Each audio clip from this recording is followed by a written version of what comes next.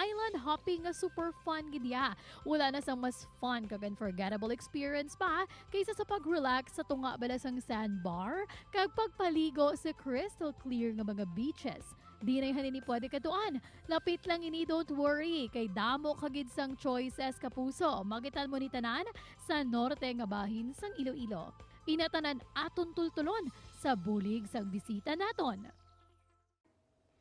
Mga kapuso, halin sa Southern Iloilo, naglibot ta sa Aklan last week. Sa bunga aga, tabok naman ta sa Northern Iloilo, home to beautiful islands and islets. Sa bunga may Christmas breaks na naman, pwede nyo gid ni madugang sa inyo nga bucket list. Let's start na sa paglagaw. Ari na si Elpidio Atanas. Maayong aga, Peds! We can't wait nga maglagaw-lagaw sa imo mga nakaduan na sa Northern Iloilo. Welcome sa GMA Regional TV Early Edition! Mayong aga, Kate, kag mayong aga sa aton mga kapuso nga nagalantaw sa aton subong sa GMA Regional TV Early Edition. Peds, mga pila ka tuig ka na nga nagalagaw-lagaw. How often mo bala ini ginahimo sa isa ka bulan? Share B sa aton mga kapuso, how do you manage your time? Since 2013, no? So, hasta subong, nag-stop lang ini sang pagsugod sang pandemic, kaya kabudlay gid i-travel tungkol sa mga restriction, kag subong nagasugod naman kita, libot-libot, kung may ara kita free time nga ginaangkon. Okay? Wow, Carrie, gid gali isalod sa free time ang pag-travel May pamaagi gid kung gustohon. This time, sugudan ta na biyang pagpanglugayawan sa matahom nga islands and islets sa Northern Iloilo. Start ta syempre sa Ahuy, Iloilo. Diin ta pwede kalagaw dira, Peds. Okay, Kate. So we are blessed diri sa Northern Iloilo. Kay madamo kita diri sa mga isla nga makaduan. Naga-angkon ini sa mga maputi nga mabalas kag mga matinaw nga mga tubig. So, suguran ang pagkadto naton sa isla nga makita sa Ahoy. Isa sa pinakamatahom nga isla nga nakadtuan ko, amo ang Nastidman Island. Nagaangkon ini sang isa ka malaba nga sandbar. Kag sa inod niya makita ang matahom nga Calabasas Island. Wow, so beautiful ang Ahoy. Syempre, sa ilo na ta sa sikat nga Banwa San Carles. Damo gid dira choices for sure. Paano ni namon matultulan, Peds?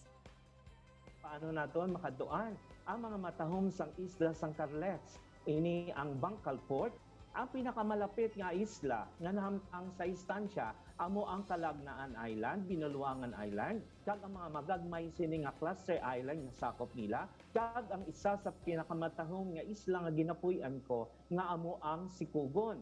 Sanglit kung gusto mo magkadto dito sa Higantes, kag sa ibang paniyang kakaingod nga mga isla, so nagkalain-lain nga mga matahong nga baybay, kag malimpyo nga mga tubig ang kahatag sa aton kung sa diin kung kita makakadto diri, mahimo gid nga aton balik-balikan ang matahong nga mga baybay San Carles.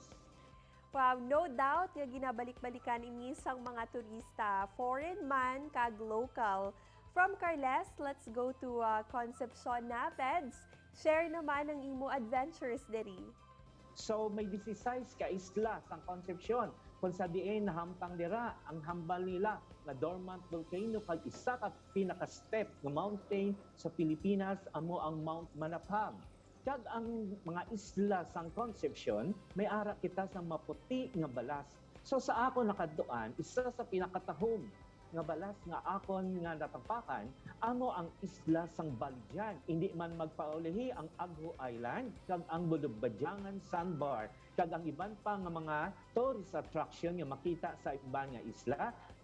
Pareho sang Bago Sipol Island, Bago Alas Island. We have Pandi Asukar Island kung sa diin nalibutan ini sa mga matahom nga mga baybay. Bali amo ini ang pinakadako nga isla nga makita sa Concepcion. Kadamo man gali sang lagawan sa Concepcion. Take note sina mga kapuso ha. Kadto na ta sa Batad kag syempre sa Estancia. Ano-ano ang mga na-enjoy mo diri nga experiences, Peds?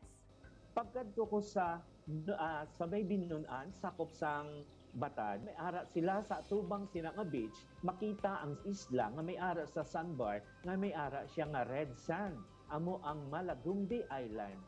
ini nga mga baybayon ang ginapabgal sang Batad, Iloilo. Sa istansya naman, may ara siya sang 5 ka isla. Ang pinakadako diri nga isla amo ang nahamtang sa Bayas nga ginatawag nila. So may arin siya nga puti nga baybay nga makita sa may patio. Kanami gid sang virtual tour ta subong nga aga. How much happiness bala ang nadala sa imo ped sang pag-travel? Siyempre, encourage mo man ang mga kapuso ta to also try traveling para maka-unwind. Okay. So may ara kita kalipay nga nabatyagan. Ang kalipay nga ginhatag sa paglagaw-lagaw. So kag makita naton nga ang kada lugar may ara pinasahi nga kaladtuan, pinasahi nga makatawhan, kag pinasahi man nga palangabuyan. Salamat gid sa pag-share sang imo adventure sa mga kapuso ta, Peds. We're hoping damo kapagid sa mga lugar nga makadtuan soon. Keep safe! Thank you man kay sa ginhatag mo sa akon nga tion sa subong adlaw. Madamo gid nga salamat. GMA Regional TV. Madamo pa kita sang dapat bantayan sa pagbalik sang GMA Regional TV Early Edition. Ini ang GMA Regional TV Early Edition.